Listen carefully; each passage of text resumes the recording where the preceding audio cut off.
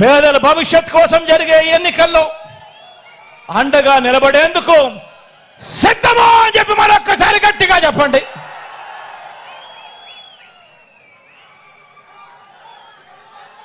దేవుడి దయ, ప్రజలందరి చల్లని దీవెనలతో కేవలం మరో 2 నెలల్లోగా మరో 5 ఏళ్ళు ప్రజలు మెచ్చిన పాలన అందించేందుకు మీ జగననే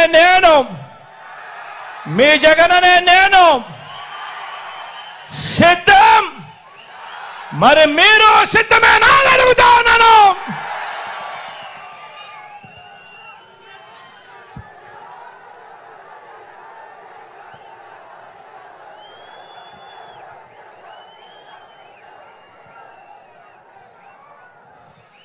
ఈ ఎన్నికల్లో మన గుర్తు మీ అందరికీ కూడా తెలిసే ఉంటుంది.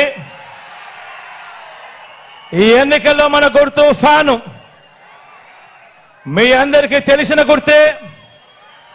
ఈరోజు ఈ వేదికపై ఉన్న ఎంపీగా నిలబడతా ఉన్న నా తమ్ముడు అవినాష్ రెడ్డి నా పక్కనే ఉన్నాడు.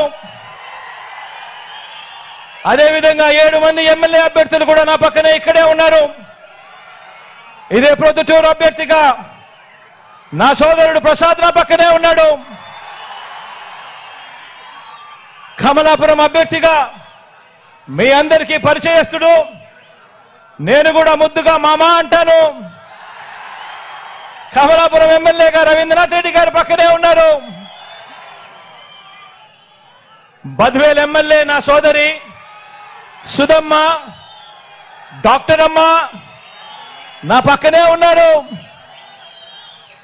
జమ్మన్మడుగు నుంచి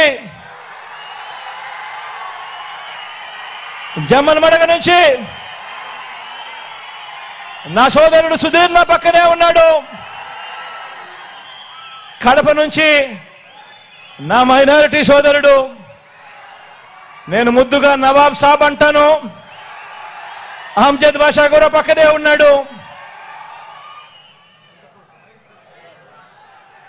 మీ అందరికీ పరిచయస్తుడు, మనందరికీ కూడా పితృ సమానుడు, మరీ ముఖ్యంగా నాకు పితృ సమానుడు మైదుకూరుకు రఘురామరెడ్డి అని నా పక్కనే నిలబడి ఉన్నాడు.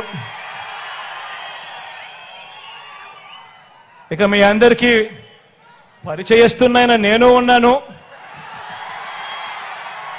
మీ పులివెందుల అభ్యర్థిగా ఈ జిల్లా నుంచి నేను పోటీ చేస్తా ఉన్నాను.